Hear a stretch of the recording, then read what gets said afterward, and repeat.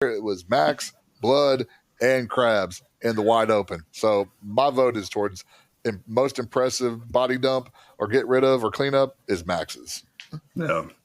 I will say Barry's Blockbuster approved. Soundstripe.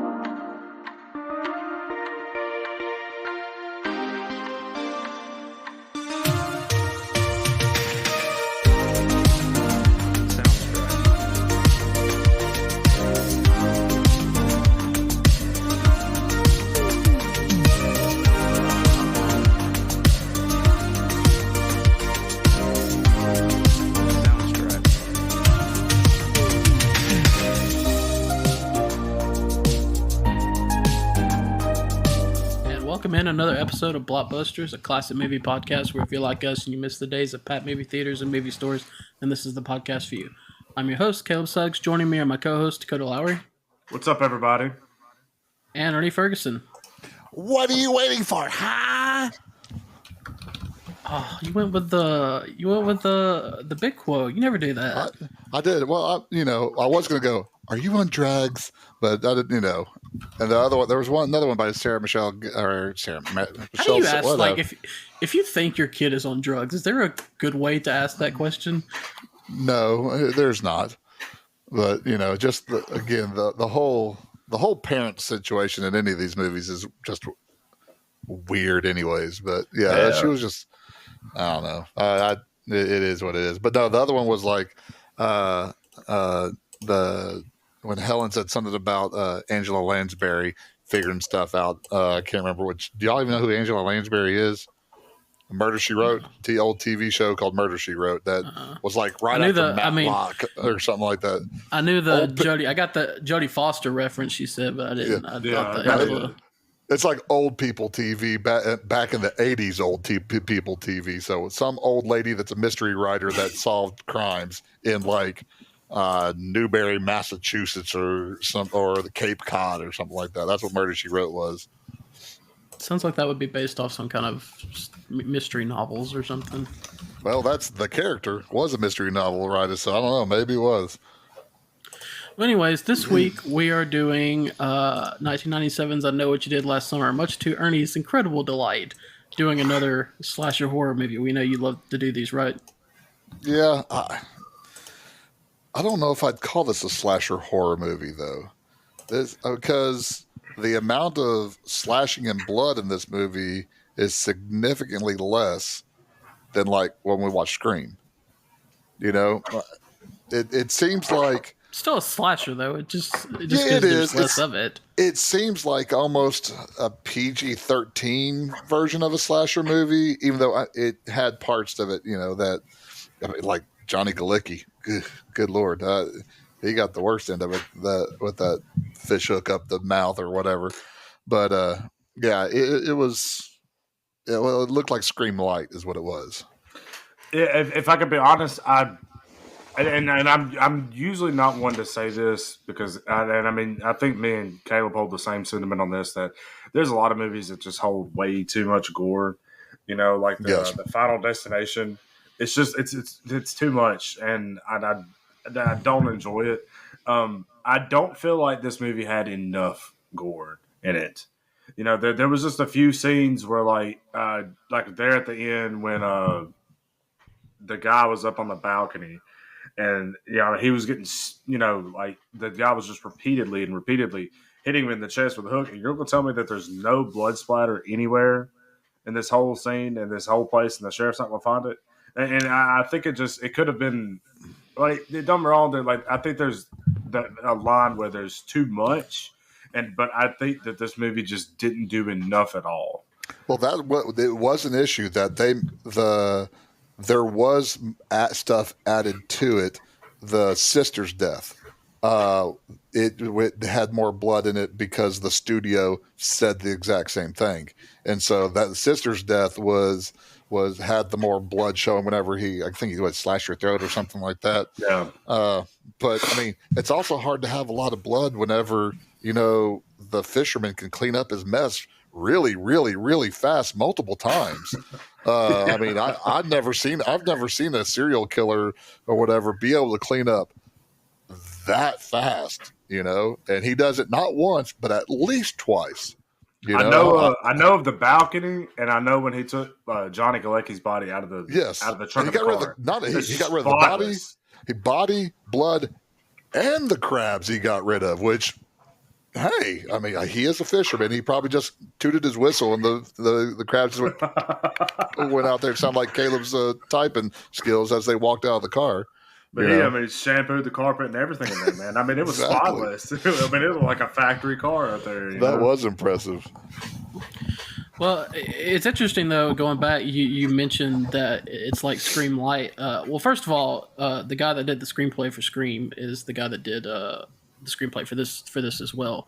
But, I mean, so you go back to 1978 Halloween that we did. We did that last Halloween, obviously. It kind of started a craze of slasher movies, and they were huge in the 80s, and they would just literally be popping them out left and right because they were cheap to make, and they would get pretty no-name trash actors, and, they just pop them out. There was like 8 Friday the 13th, 5 Halloweens, 5 Nightmare. I mean, they're literally so many in the 80s. Well, then you get to the early 90s, and the allure of slasher movies had kind of fallen by the wayside. They weren't as popular anymore, and the ones that they did put out were pretty not very good.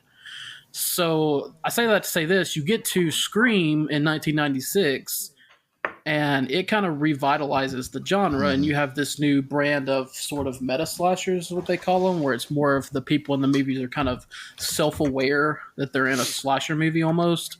So you get that, and so a lot of movies that come after Scream, this one, Halloween H2O, it's very Urban Legend, they're all very similar to Scream, and so Scream really started kind of a revitalization. And it was funny because this movie was actually written before Scream, but Scream came out first, so I don't know what it would have been like. I mean, it's based loosely based on a book, severely loosely, yeah. Which, I mean, I think somebody compared the book to like the Goosebumps type of books. That's what kind of a book it was in the 70s. So, I mean, you weren't going to get this whole totally details that you have in this movie. Yeah. But yeah, it did the same thing as Scream also, which was ensemble cast. You have up and comings, and then the 2 stars were the females, because you had Sarah Michelle Gellar, which was on Buffy the Vampire Slayer, and then you had Jennifer Love. Buffy started the same year.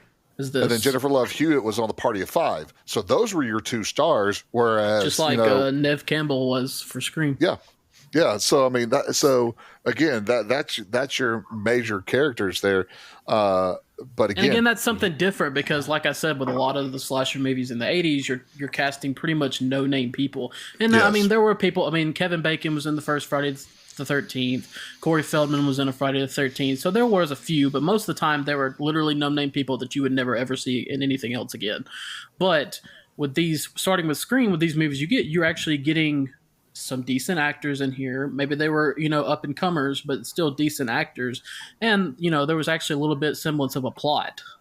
Yeah. Well, also one thing that Scream did is they surrounded the young actors with some more seasoned actors like Henry Winkler, Courtney Cox, and Arquette also. So you had some of the seasoned actors, whereas here, I mean, I don't know what Anne Hesh was in at that point in time. I don't know how big a star she was at that time. And then the Gordon's Fisherman, I remember him from NCIS whenever he was Gibbs's mentor on NCIS.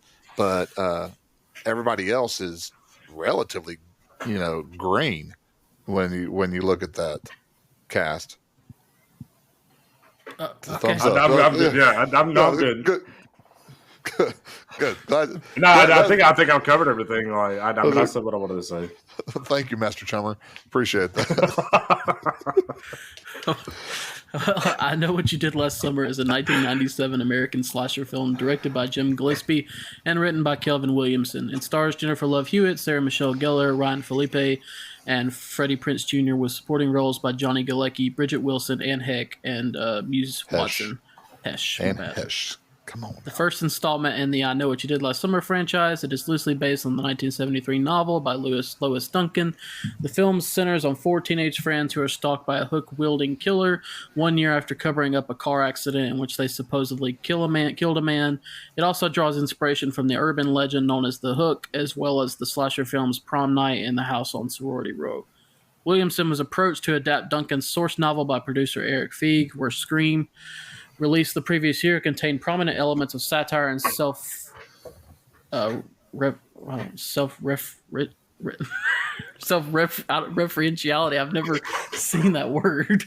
Williamson's script for I Know What You Did Last Summer reworked the novel's central plot to resemble a straightforward 1980s era slasher film. I Know What You Did Last Summer was released theatrically in the United States on October 17, 1987. It received a mixed reception from critics and was a sizable commercial hit, grossing $125.3 million worldwide on a budget of $17 million, staying in first place at the U.S. box office for 3 consecutive weeks. The film was parodied in Scary Movie and is frequently referenced to popular culture, as well as being credited alongside Scream with revitalizing the slasher genre in the 1990s. It's funny they just put that. It was parodied by Scary Movie. Scary Movie is a 2000 movie. Maybe we need to do Scary Movie.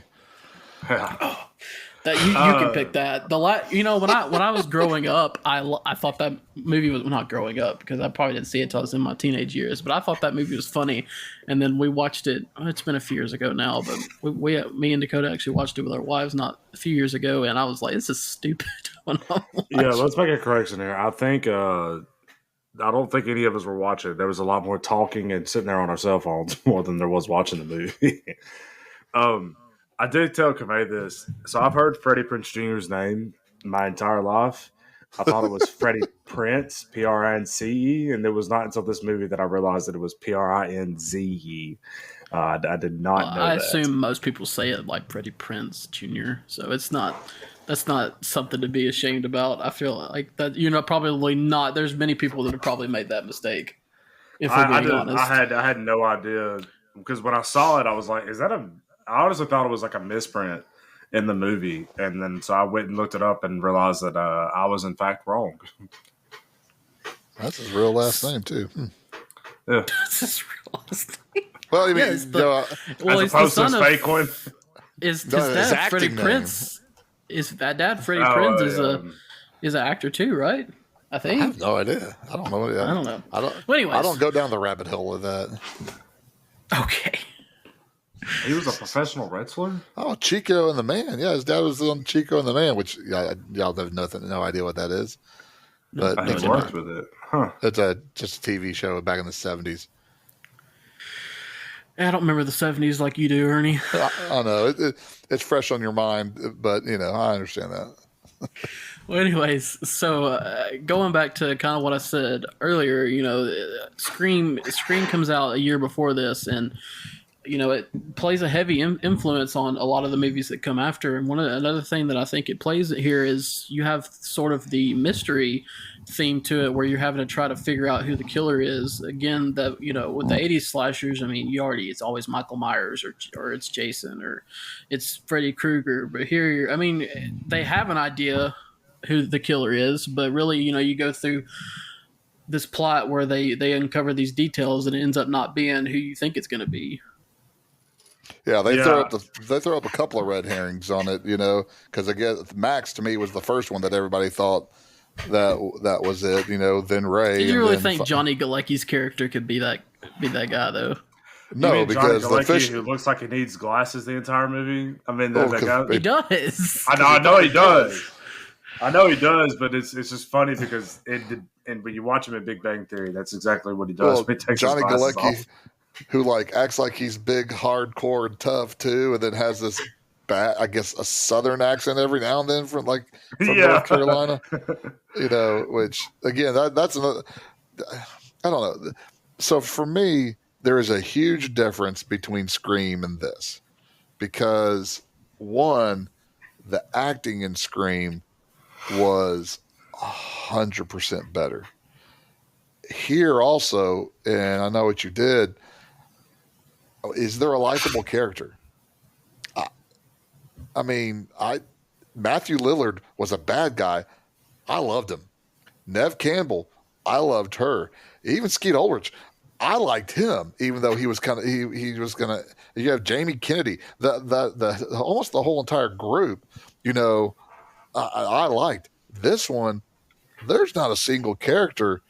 Helen, maybe Sarah Michelle Gellar is probably the character that I liked the most in the movie. The rest of them, I'm like, I don't like them. I'm like, fish hook them. Fish hook every single one of them. I don't have an issue with that. See, I wasn't. I don't know.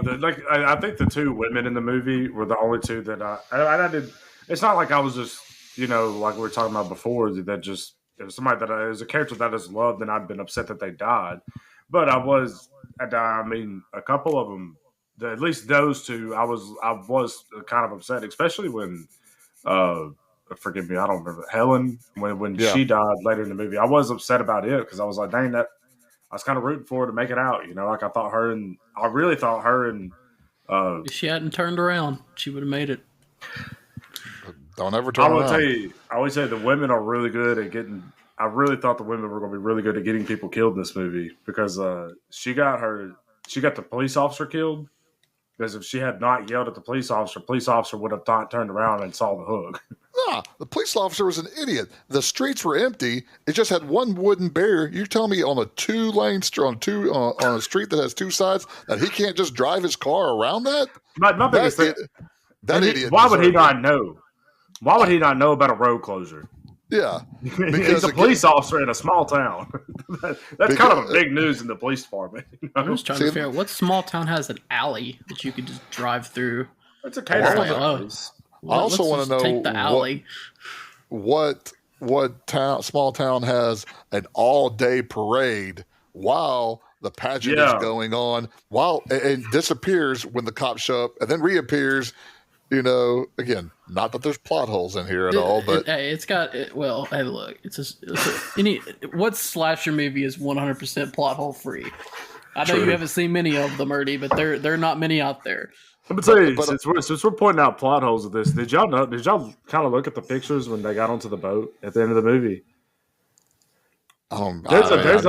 There's a picture of Helen riding the float in the green dress from earlier that day. Well, I mean, again, that looks like it's weathered and aged. We've already talked about his speed. This dude's speed and everything he does, except for chase down people. It's not methodical. It's not. Chases have to be methodical. Okay, there's a video you have to look up. It's like what serial killers. I think maybe it's Michael Myers specifically, but it's like what they look like when the camera's not on them. That's what you got to look up. It will explain things very well. Which I will tell you this: as far as looks, the looks that they gave the fisherman was awesome. I liked the slicker jacket. I liked the hat.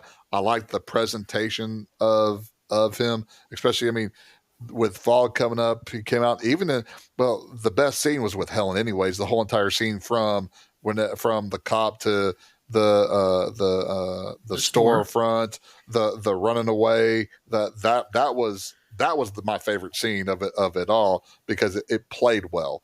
And even though, again, somehow she got caught because she's an idiot, but yeah, it was. I wasn't sad when Barry got it. I wasn't sad when Max got it. But even the sister, who, gosh, she was a brat too. I didn't like her either. But Helen, she, as delusional as she was, you could tell that whenever Julie came back from college, and hadn't bathed in a year, and they kind of talked. That she was truly affected by it. Kamei pointed that out to me. They said, "I want you to look at this." And then the first scenes that her hair looks apparently good, and it is nice and washed and curled or styled. And then she goes to college and comes back, and all of a sudden it's stringy and greasy and doesn't look very good. And then at the end of the movie, yeah. Well, she's wearing a wool sweater in the summer. In North Carolina too. Yeah. No wonder you shed it on the boat. Which we'll get to that. There's a reason for that she got rid of the sweater at the end of the movie too. We'll talk about.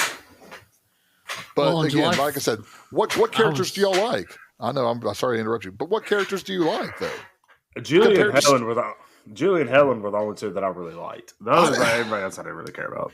I didn't even like Julie that much, but but like you compared Julie to Nev Campbell's character.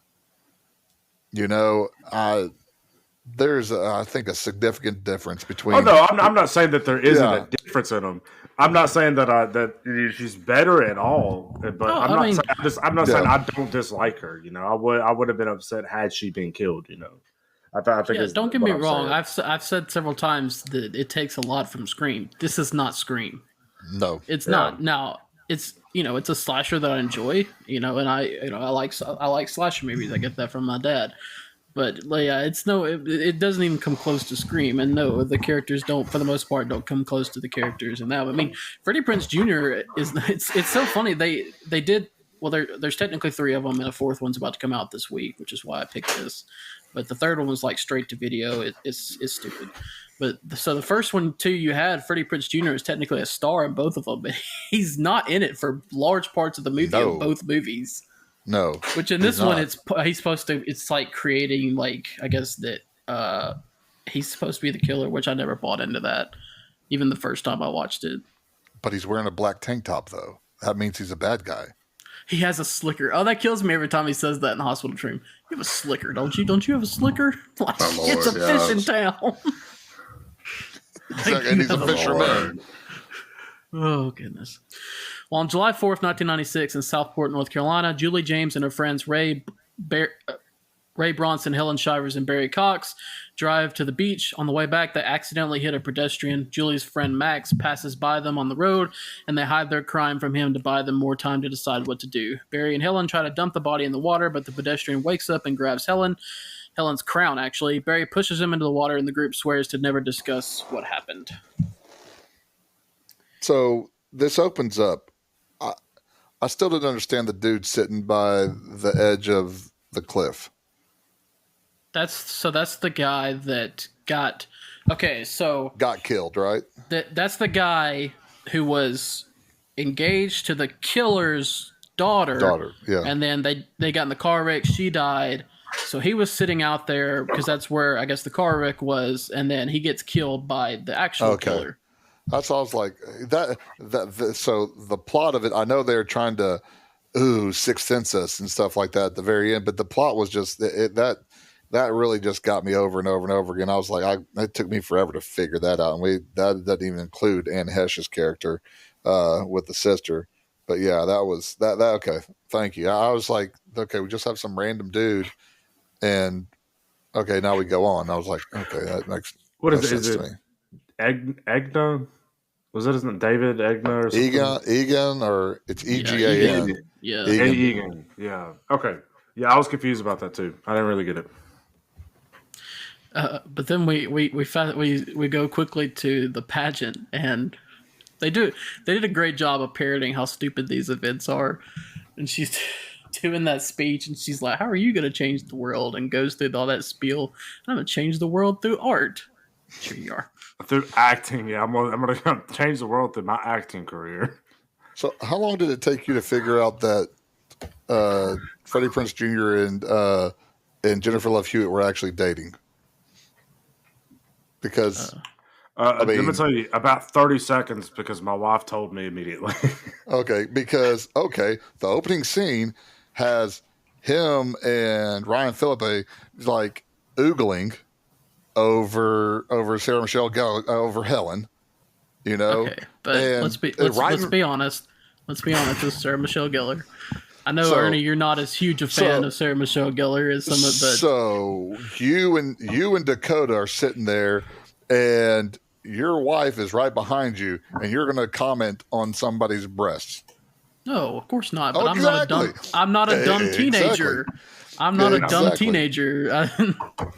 So there's a whole lot of issues here with Julie and men. Then you had Max that comes up to her later, says, want to go on a date because we've been friends forever, and you kind of owe it to me to go out on a date. And I was like, okay, that's weird. And then after they get rid of the body, Barry's choking her, and again, Ray sits back and lets his girlfriend get choked by this dude. I know he's coked out or he's on drugs and he's liquored up or whatever, but I was like, dude, these dudes Hey, he's are actually awful. sober, right? Because that's why he drove.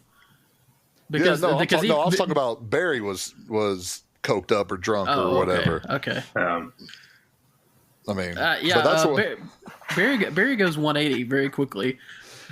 He's on some roids. He may not show it, but the way he goes from 0 to 60 in 1.2 and testosterone overfilled, I mean, he does it. And that's the one thing. Do I think Ryan Phillippe's acting skills were great? No, but he sold out to, I got the pedal down, and I got the pedal down the whole entire movie. And it's better than the dead lice of Freddie Prinze Jr., because Freddie Prinze Jr. was like watching dead lice fall off somebody. But Ryan Phillippe, at least he was going for it. He was going, and he was playing a jerk, and he did a great job of it. So I didn't have a problem with that. And it also didn't make his death scene that sad either. Well, yeah, slashers are notorious for having those douchebag characters that you kind of want to see die, and there are some that are way better than others. He does a good job of playing that part. I just like it on the beach. They're going. I don't know. Were we this stupid as teenagers? They're like going through all the like, I'm gonna go to New York, and I'm gonna do this, and you're gonna be the quarterback for the new Pittsburgh Steelers or whatever. He's like, Cowboys, get it right. Like, okay, none of that is happening. No, I mean, that's absolutely stupid teenagers like that. Yeah, everybody's delusional like that. You don't have some people that say, My favorite part though is Ray telling Julie, statistics show that high school sweethearts are have the strongest relationships. They're like the most longest lasting. She says, "Cite your source or something like that." And Lord, I said the only source that he has is he wants to get in her pants. Okay, that's the only source he has. God, which surprisingly, she makes it through. She survives, even though they, on the beach, which is stupid. God, I will say the one thing that I really did like about these scenes is when they're sitting around the fire, they're talking about the story, like the lore behind the guy with the hook or whatever, and kind of introducing that part of it, and that's kind of like a Scream thing. They're self-aware into what they're talking about. It's like you said, building that lore. It's not just some random, this guy's killing me, Yeah, but you could tell that this was, especially here, was just kind of like a local legend.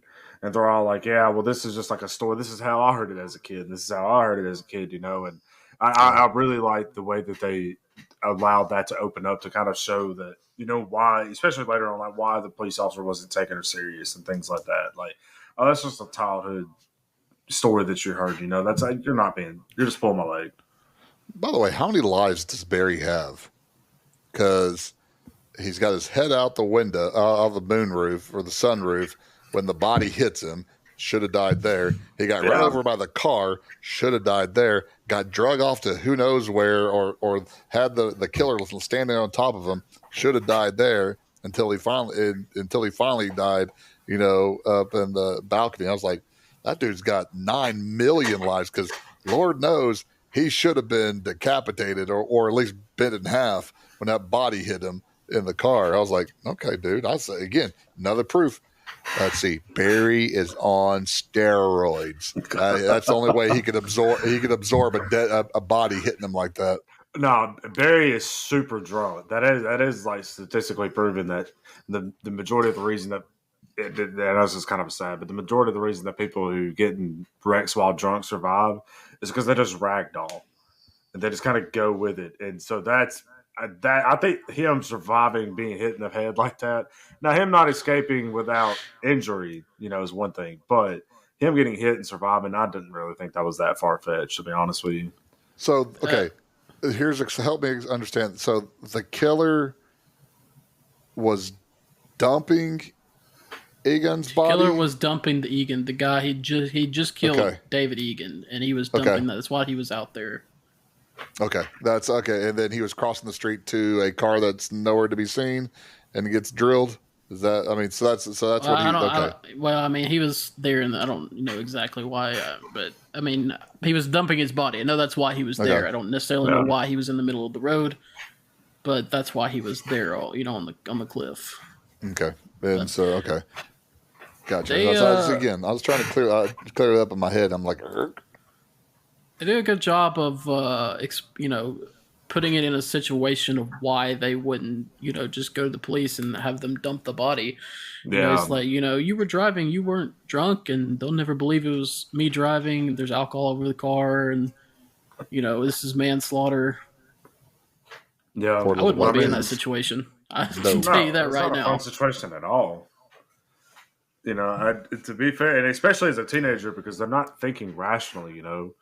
I mean, especially, as delusional as their dreams may be. I mean, I guess she was going to New York to go to college. I'm guessing he was going on a football scholarship, and she was going to some school because she's supposed to be super smart. Ray's the only one that's really not doing anything.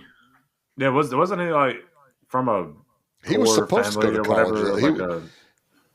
He was on a poor family. He did go to college though, but he dropped out and became a fisherman, didn't he? Wasn't that a thing in it? Yeah, because his dad that he doesn't know was a fisherman also, or something like that. Yeah.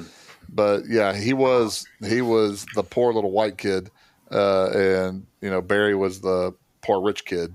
But yeah, it was weird that how I do like how that one event affected all four of their futures, in different ways, because three of them just not three of them abandoned them. The two guys abandoned what they were going to do, and then Helen just, I guess, couldn't make it.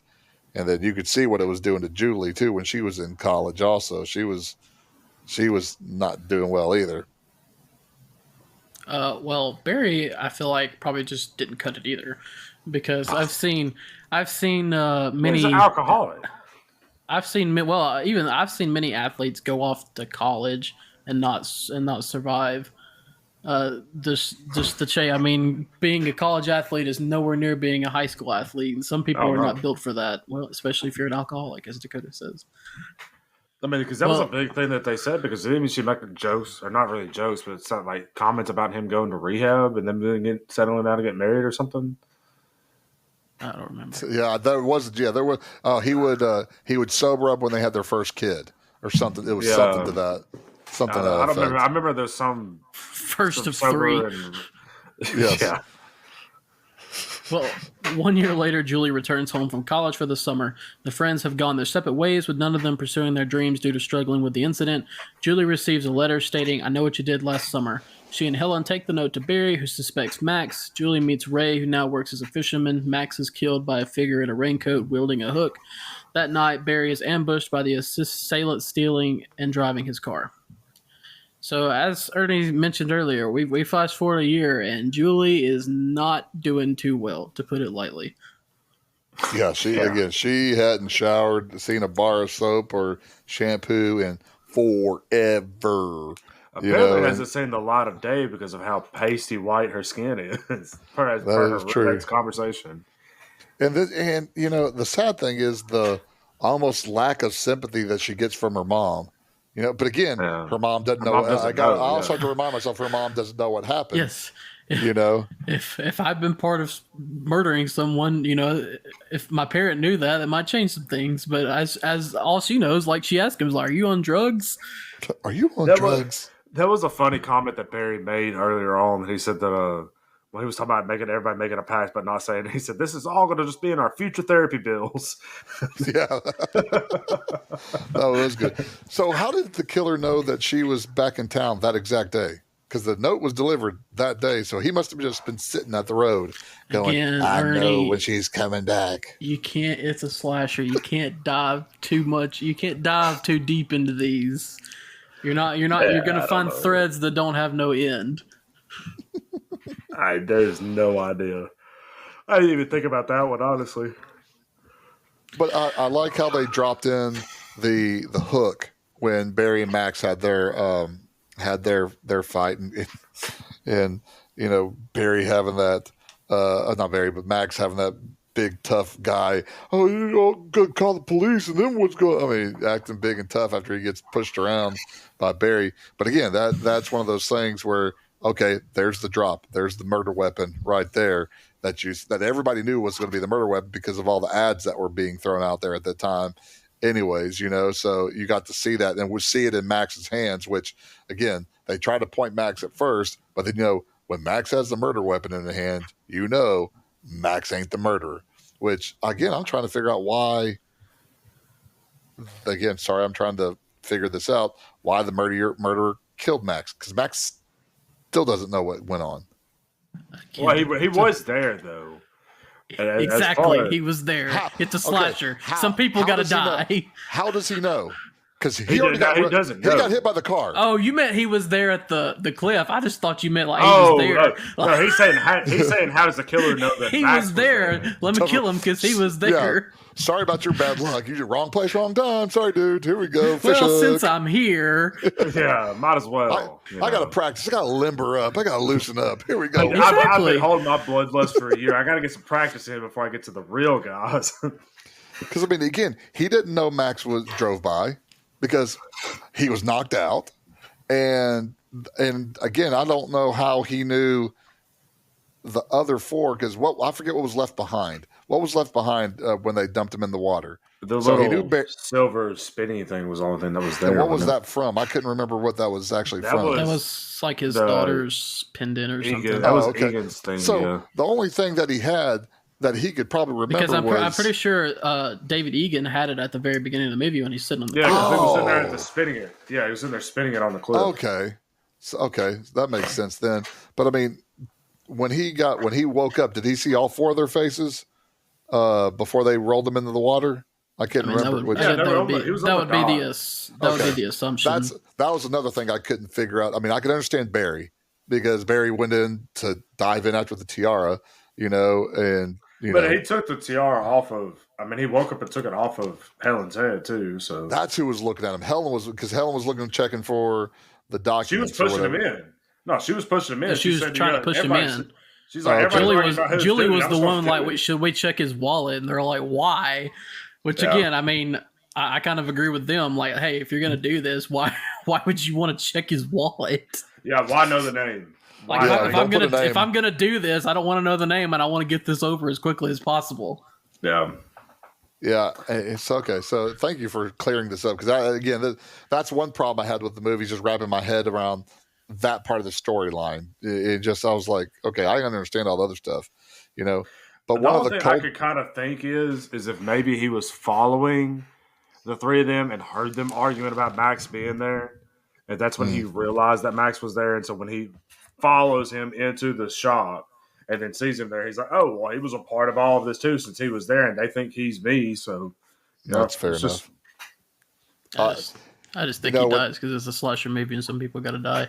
I mean, why? Some people got to die. I don't know. This guy's got a vengeance though after these four people because hey, they got away with murder, and then if he finds out a fifth person's there that assumably got away with it without knowing, he doesn't know any better. You know, he doesn't know that Max didn't have a bigger part of it.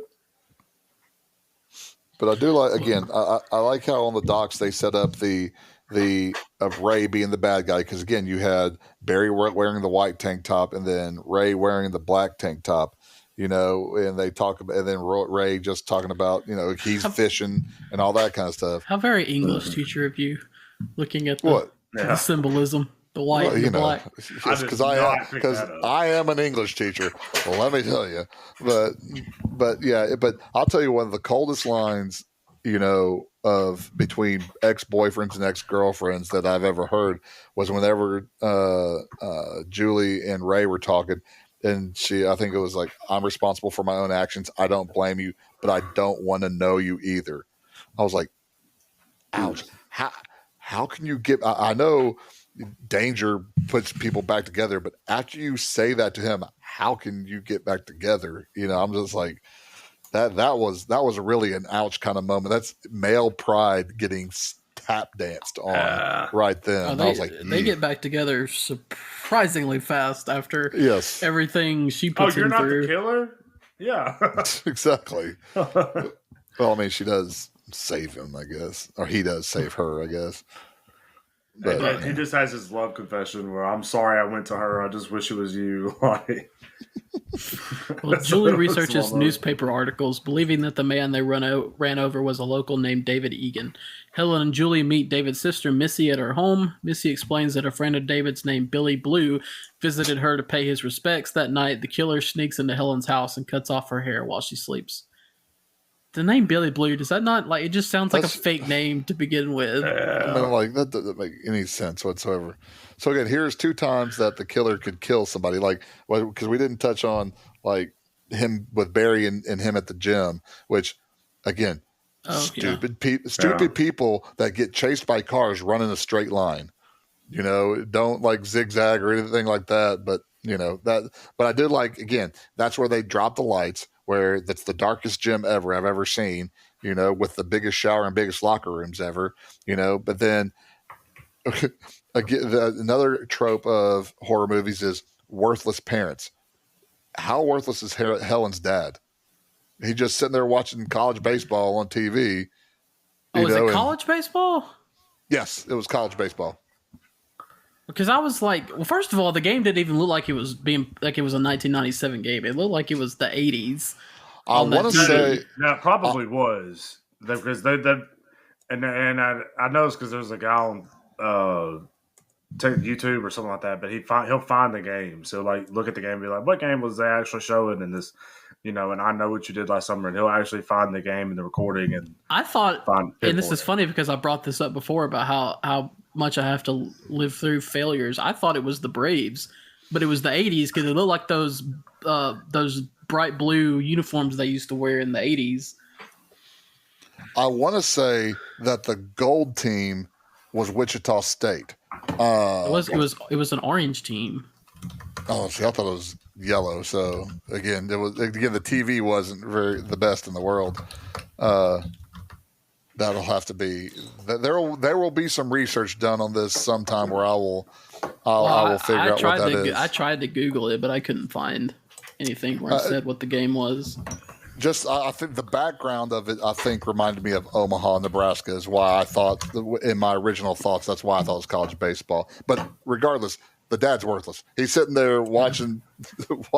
He's sitting there watching this. But again, they do a good job of the anticipation of the death. But I'm like, man, if you're going to cut her hair, was she wearing a wig in the second, or did he just give her a Jennifer Aniston Friends haircut?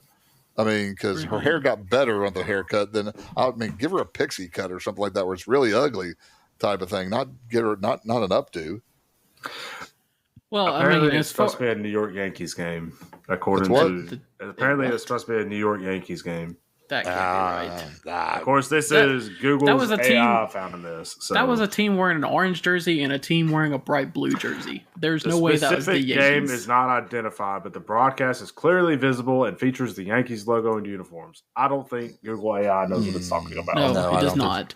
Because the Yankees, as long as I've known them, only have 2 uniforms: the white pinstripes and the gray. That's it. So yeah, that doesn't know. Google AI is drunk. Much like Barry was at the beginning of this movie. But no, I mean, you know, it's not. He could have easily. Just the beginning. All movie long. He could have easily killed them all at any point, but it's more about that revenge factor. Like, he wants them to know why they're being stalked and why this is happening to them. Yeah. I did like when they got to Missy's house and she's going to call AAA or whatever, and she walks around and there's the jacket there. Just kind of that shock factor with it. And then there was a couple of moments in there. Like when she came up and knocked on the door. Did they have cigarettes in the house?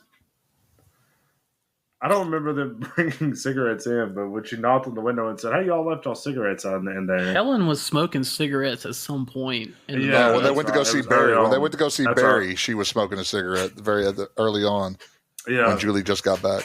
So those two she could have put him down when she went to go use the phone. Yeah. I mean, call AAA. It wasn't really that far fetched, but it was just those two scenes that it kind of got you there, and then like again, kind of teasing that hey, this woman might actually be the killer. You know. I remember the first time I watched this when she bangs on that window. That did get me. There's not a lot of jump scares in this movie, but yeah, that one definitely got me. Well, the following morning, Julie finds Max's corpse wearing Barry's stolen jacket and covered in crabs in the trunk of her car. When she brings the others to see it, the body has been removed. Julie, Helen, and Barry confront Ray, who claims to also have received a letter. Julie goes back to visit Missy while Barry and Helen participate in the 4th of July parade. Missy reveals that David allegedly committed suicide out of guilt for the death of his girlfriend, Susie Willis, in a car accident and shows David's suicide note. As the writing matches that of the note she received, Julie realizes it was not a suicide note, but a death threat. I love that part where it says Ray claims to have also received a letter. Like, Barry's crash out was pretty valid. He's like, I got ran over. Julie found a body in her car. Helen's hair was chopped off, and you receive a letter? yeah. Valid. It's valid. Yes. And I mean, the evidence, especially at that point, the evidence was pointing to him. Like, I mean, come on. I never bought into it being Ray. No, they tried way too hard. Yeah. To make it him. You know, it didn't do a good job of hiding that off, but yeah, it was. But again, I liked the scare of having of Julie's car making that noise or with the clicking noise, and then the surprise of finding Max's body in the trunk. You know, I won't go into the scary part. Who still wears their high school Letterman jacket after high school? Tools like that. Has-beens who should have been quarterbacks in college and are reliving their glory days. When the best part of your life is high school, those guys. Yep. That would have to be so embarrassing. Like, I can't, like, I have my Letterman jacket. It's in the trunk of my car, but I can't imagine a time where I would ever wear it again. No, I haven't. No, I have mine in my. I'm not going to throw it away for one because my parents spent a lot of money on it. But I mean, it's a nice little sentimental thing to have. Maybe one day my son will want to wear it for something. I don't know, like 50s Day or something. We had that in school. We had we did. It's my 6th grade year. We had 50s Day, and a lot of people showed up wearing their parents' Letterman's jacket. I wore the leather jacket because apparently that's definitely my look. Yes, with penny loafers. No, I didn't wear penny loafers. I don't know what I wore. I know I wore my jeans like when they tucked them up. You know what I'm talking about? Yeah, they rolled them up. Yeah, pinch roll. Yeah, rolled them up. Yeah, that's what I did. So, I think in the scene where Barry's where they find Max in the trunk of the car. You know, I feel like the scene might have went a little bit better if maybe he had taken the car, like just completely stolen the car altogether and drove off in it rather than the whole cleaning the trunk of the car. I know we mentioned it earlier, and it's one of those, you know, like plot holes, but I feel like it could have been done just a little bit differently to, you know, I don't know, maybe advance the I don't know. I feel like to explain it a little bit better, if that makes sense. To steal the car? Yeah, for like him to steal the car. He already stole Barry's car, so I guess that would be another one of his MOs is to steal cars. Yeah, but I mean, if he stole the car and then took it, cleaned it, like got the body out and stuff like that, and then dropped it off at her house or something, I don't know. Like, yeah, to me, I feel like that would have been a better way to do that rather than just like, in broad daylight. What if she just never checks the trunk of her car? Oh man, it'd be been like there for 3 weeks. That smells like rotten cheese. What's going on? I don't know. Yeah. Or mom finds it.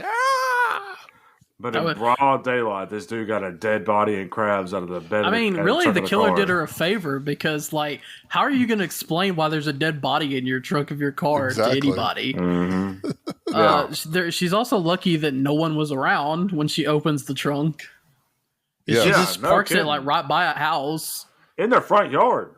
Like she pulls off in their yard. This has got to be the neighborhood right next to where Michael Myers is just standing there in the middle of the yard. And everybody he's not hiding or anything like that. He's just standing there and nobody can see him. Yeah.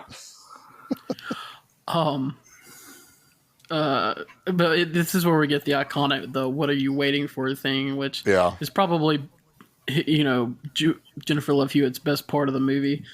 That, I mean, it makes me laugh every time I think, like, just imagine being driven that crazy, or like just just screaming in the middle of someone's yard. Yeah. Also, she matches the handwriting on the note. Yes. Can you look at someone's handwriting and just, I mean, maybe if it's like super bad, but like she looked at the note once, or I guess maybe she could have looked at it over and over again. But are you really going to match someone's handwriting like just by looking at it? Well, we don't know exactly what she went to college for, so that may be what she was going to college for. That she didn't get good grades in. For forgery, handwriting analysis. Yeah. At the Croker Beauty Pageant, Helen witnesses Barry being murdered on the balcony, but finds no sign of the killer or Barry.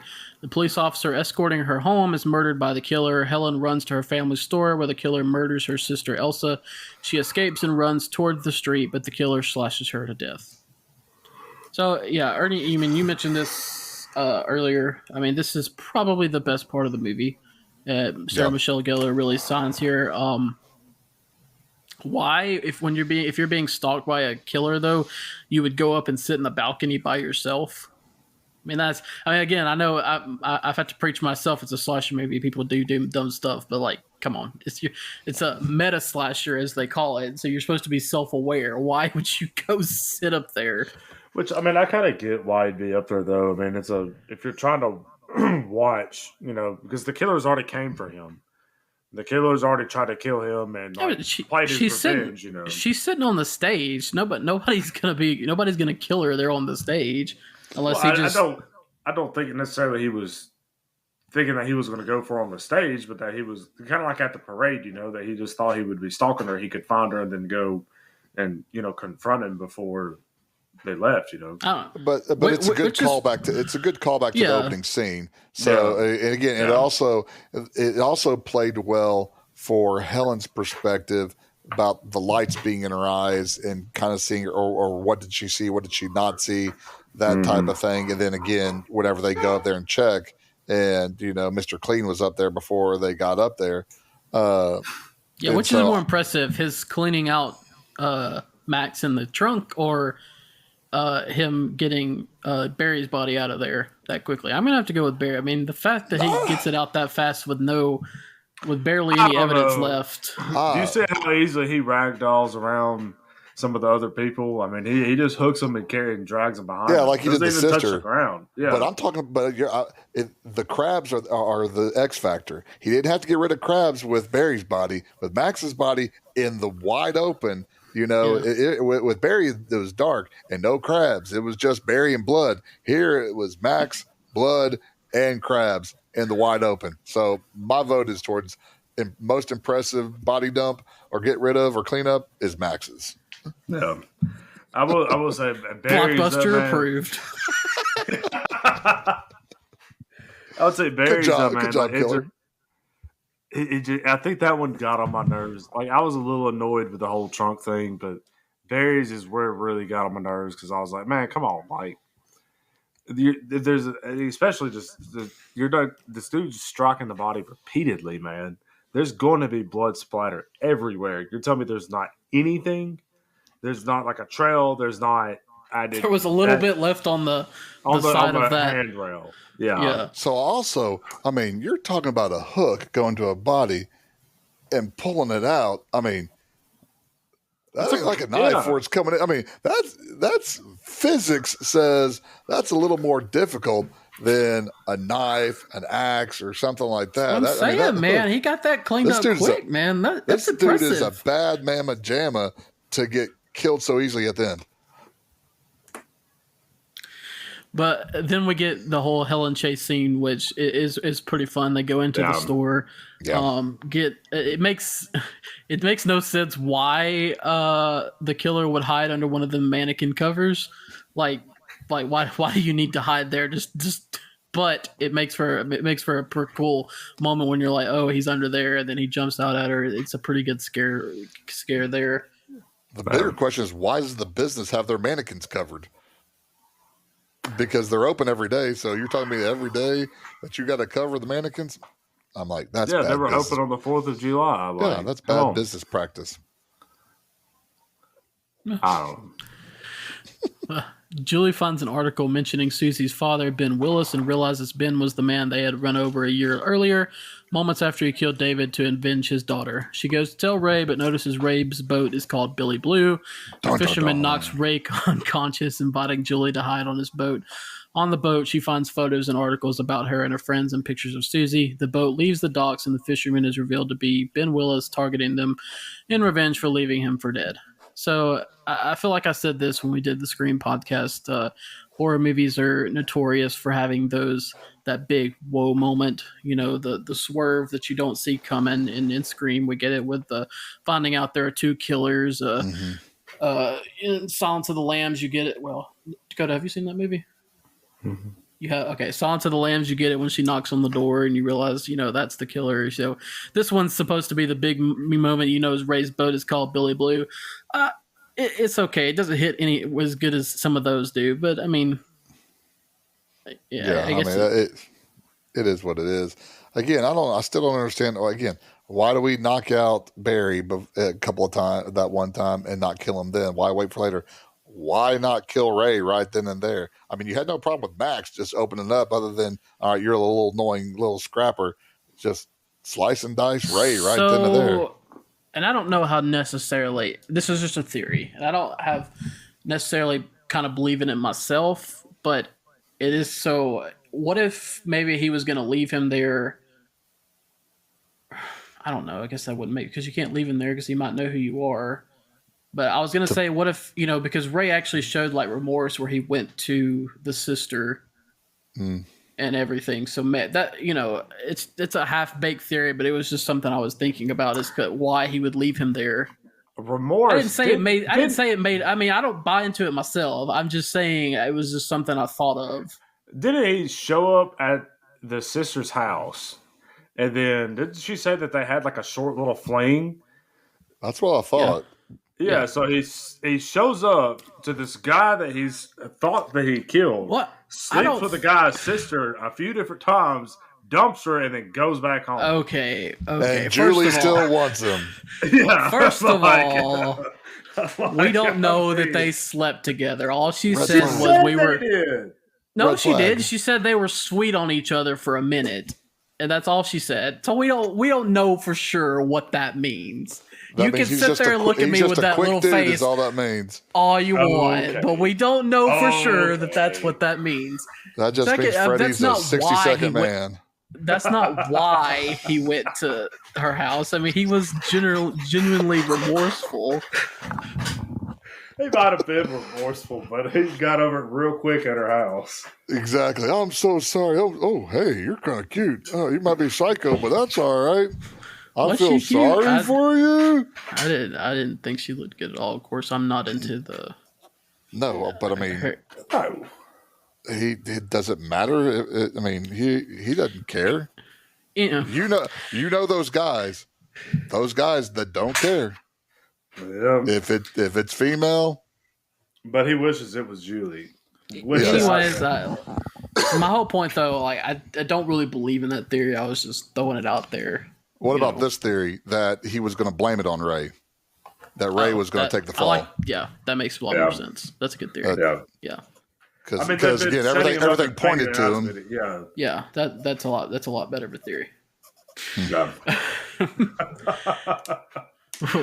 Ben chases Julie below deck, where she uncovers the bodies of Helen and Barry in the icebox. Ray awakens and goes to rescue Julie.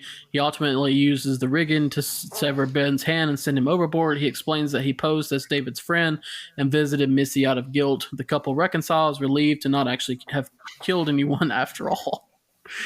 1 year later, Julie's in college in Boston. As she enters the shower, Julie notices the words, "I still know," written in the steam on the shower door right before a dark figure crashes through it. Let me tell you, I think here at the end, the police just put a lot of trust in these two teenagers, you know, because the whole time that they're sitting here with this guy, I'm sitting there thinking you probably just need to try to subdue him and tie him up, because if you don't have the body, you're not going to have evidence. It's literally just going to be your word against the police. Well, it's his boat, though. Sure, it's his boat, but let's look at the facts here. These two kids did hit somebody in the road last year. Didn't say anything to anybody about it, but then went and dumped his body into the ocean. Okay, where's your proof? Nobody knows that. But still, okay. So she shows back up into town. Now there's 3 of her friends from the year before who were dead, and this boat captain whose boat that they're on. Yeah, but I think nobody. I mean, the only person they get with the car wreck is the guy, and they thought it was suicide. Yeah, which I mean that is what it is. You know, like you know. But in my mind, I'm sitting there thinking, which again, everything is pointing to Ray and Julie being the killers here, and the police is like they're the only ones who make sense. Is there really anything pointing to them though? I mean, as the moviegoers, like things we see, but it's like think of like the evidence. So you have this guy's boat, so you would know it's registered to Ben Willis because you have to register stuff like that. I'm assuming. I've never had a boat. Yeah, you do. But you know, and it's got the bodies in it. It's got pictures of them. You know, pictures where he stalked them in the boat. I give you that. I give you that. Yeah. So again, it's also a slasher movie. I mean, police are not meant to be smart in these movies.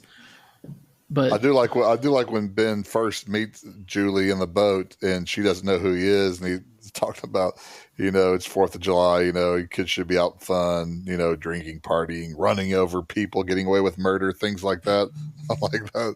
I like that's pretty good. And then also when he says, whenever you leave a man for the dead, make sure he's really dead, wink, wink, kind of like I did. Yeah. Even I did like the sheriff walked up to him at the end and asked him a question. Hey, was there any reason this guy would want to kill y'all? any reason of all that you could think about why he might be after y'all? So the moral of the story is that they didn't learn anything. Because the whole entire thing was they felt guilty about all this kind of stuff. They should have gone to the police and everything like that. And at the very end, they didn't learn anything. And that's why I still know what you did last summer, because they didn't learn anything. If they would have learned something, then whatever the sequel would have, it wouldn't have happened. That's truth. As someone who's seen the sequel, that's truth. That's not truth. So again, please tell me the sequel picks up right when the fishing guy jumps through at college at Julie. Well, the whole thing at the college is it's like her hallucinating, or that's what you're led to believe. Oh, okay. I was about to say that. Yeah, that's not something that actually happens. Okay. Oh, it's like a PTSD thing. Yeah, like a dream or whatever. It's not something. Okay. That doesn't actually happen. So let me guess again, because I haven't seen the sequel. There is some long lost family member of Ben's that comes after them. I don't want to. Dakota, have you seen the sequel? I had seen this one. Oh wait, is the sequel of the? Oh, I can tell you later. I don't want to spoil it for him because granted, he might not have liked this movie. He might not care about seeing the sequel, but I don't. Yeah, no, I don't want to. I don't want to ruin. I thought both of y'all had seen it, so that's why I was asking. Okay, I actually like the sequel better. I think the sequel 100% who hasn't seen it. Me. I know you haven't seen it, but I also know you probably don't care about it, which is why I would tell you if Dakota wasn't here. But that's fine. Again, I think the sequel is better. But anyways, back to this one. I did like the whole thing where she's like, I don't want to get to know you anymore. She gives that up very quickly. Yeah. Very quickly. Within a few hours, isn't it? Yeah, and then you get, which again, I guess she's dreaming, but she's dreaming about something I guess would happen. So she's like, I can't wait to see you. You could ravage me in a couple weeks. I love you. Lord. That makes me, as a father to a daughter, that makes me ill. I'm just like, never mind. I won't even go there. That's just stupidity. All right. You guys got anything to add? Please never whisper that in this podcast ever again. I mean, because ravage me. I was like, no, Caleb, do not say that to us. If you just say ravage me, that's fine. But you went the route of ravage me. I'm like, no, don't say it that way. As the kids these days would say, that's ick. You're giving me the ick. I'm pretty sure that's something that was about 6 months ago. Okay. Do the kids really say that today? Yes. Yeah. I mean, I'm 51. I say it like that because it fits. And so I can say it like that. Like I do remember that trend that went around on TikTok that like, what's one thing that gives you the ick? And it's, little things that people do. Like when somebody treats a waiter poorly or something, like it's stuff like that. What gives you the ick? See, I feel like Steve Buscemi in that one commercial where he's got the skateboard. Hey, fellow kids, or whatever. That's the way I feel sometimes. Guess y'all don't know what that is. Y'all suck. I hate y'all both. I don't watch TV, Ferg. Okay. That's what we watch all these commercials and can make and quote all these commercials, and I'm like, you watch too much TV. You know too many of these commercials. I don't know these commercials. You need to have your horizons broaden. Hence the podcast. With commercials? Heck yeah. Cultural norms. All right. Well, that brings us to the end of the movie. Guys, anything you want to add before we move on? Nah, I think we. All right. So I guess we'll move on to our rankings. It's my movie, so I guess that means I'll go first. As I said, I love slasher movies. I get that from my dad. I've grown up watching them.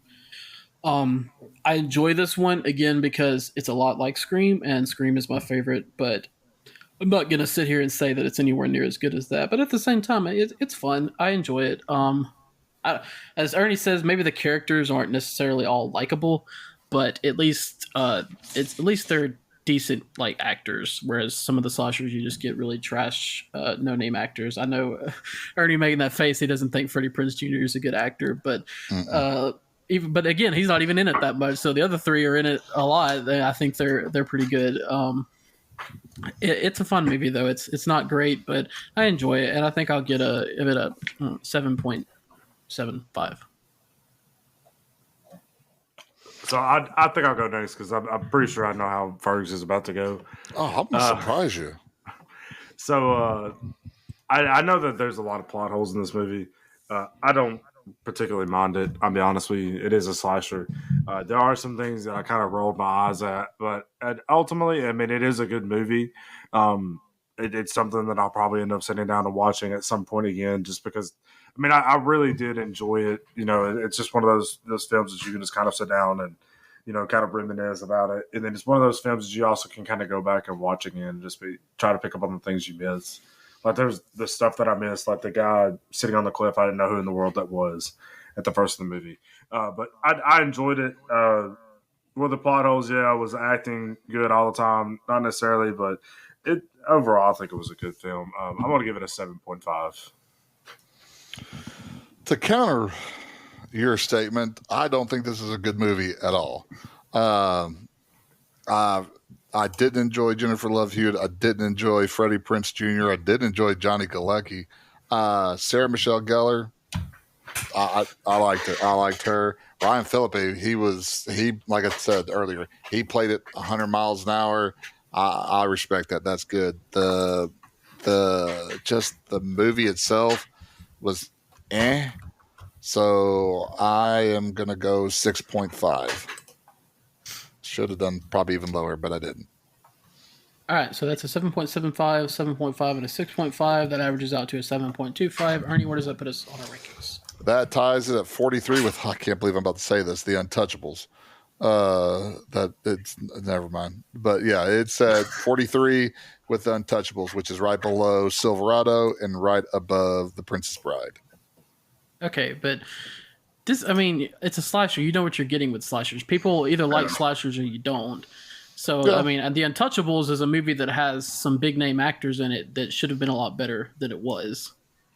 That makes sense. Yeah, well, it may also say something about us since didn't it win for the Academy Award for movie? Yeah, but I mean, we're doing this we're doing this podcast now to do all these old movies to see if they still hold up, and I think we all three agree that one did not hold up. Yeah. All right, so 7.25 that puts it at 43 on our rankings list. If you would like to see the full rankings list, you can go onto our website, podpage.com/classicblockbusters. That's podpage.com/classicblockbusters. You can find our full rankings list. You can find a little bit about us. You can find our personal rankings, what we give each movie, and some other stuff. Ernie does a good job with that. We appreciate that. You can find us on Facebook, Blockbusters, a classic movie podcast, and you can find us on Twitter or X at BlockbusterPod1. We are streaming a new episode every Thursday on Spotify, Apple Podcast, and YouTube. And we appreciate everybody that's been listening. Dakota, it is your pick next. Tell us what movie we will be watching. So, I'll take it back. Next week, there's a new movie that is coming out that I'm pretty happy to see with a lot of returning characters and a lot of my favorite words are hard. People who play sports, man. What are those things called? What are those people called? Athletes, man. Good Lord. Athletes. Athletes. That was a hard word to get out. But this movie is also about to be taken off of Netflix, and I want to watch it before it goes off Netflix. So we're going to do Adam Sandler's 1996 Happy Gilmore. There we go. I'm all over that. Just to be clear, to you, I was not trying to influence you when I texted him. I don't even know what his other movie was going to be, but I texted him today. I was like, I forgot Happy Gilmore 2 comes out next week. And then within 10 minutes, he's like, hey, I'm going to pick Happy Gilmore. I'll be honest, I forgot that it was coming out next week. And like I said, I really did want to watch it. I saw something about it today because it's coming out on Netflix. So it's not like it's coming out the movies. So I haven't seen it like heavily, Speaking of the movies, we don't get paid for this, but I'll plug this away. If people should really go right now to the movie theater and see some of the stuff that's out. I think this has been one of my favorite summers for a movie in a long time. It really has that. It really has that summer blockbuster magic. Reminds me of going to the movies with my dad in the summer when I was younger. I mean, some of them F1, Jurassic World, Superman, they've all been really good. There's others too. So I'll just put that in there. I think no matter what's going on in the world or in your life, I think that if you go to a movie, even almost a bad movie, it's just a good separation that you can just take that just, you can chill out, relax, got to have some popcorn and kill it with butter because I'm fat and just escapism. Escapism is a good thing every now and then, not 24/7.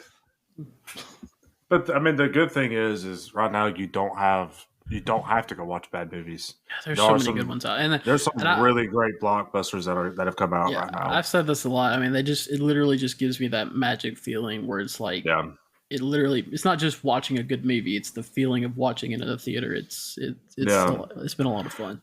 I really hate the fact that I'm on call this week because there's a couple movies that have come out that I really want to go see, and I'm like, of course, I can't afford to go to the movies twice in the same pay period. So I'm like, that's why I did the AMC $20 a month thing. That thing has saved me a lot of money since I started doing that. Well, some of us are in the process of moving houses, so that's a little expensive. Look, nobody's going to mistake. That's a you problem, not an us problem. I know. All right, guys. Ernie, give us your Nino Brown reference, and let's get out of here. Nino Brown would have sliced and diced Barry and Ray before the fisherman would. I'm just saying that. And we will see you at the movies.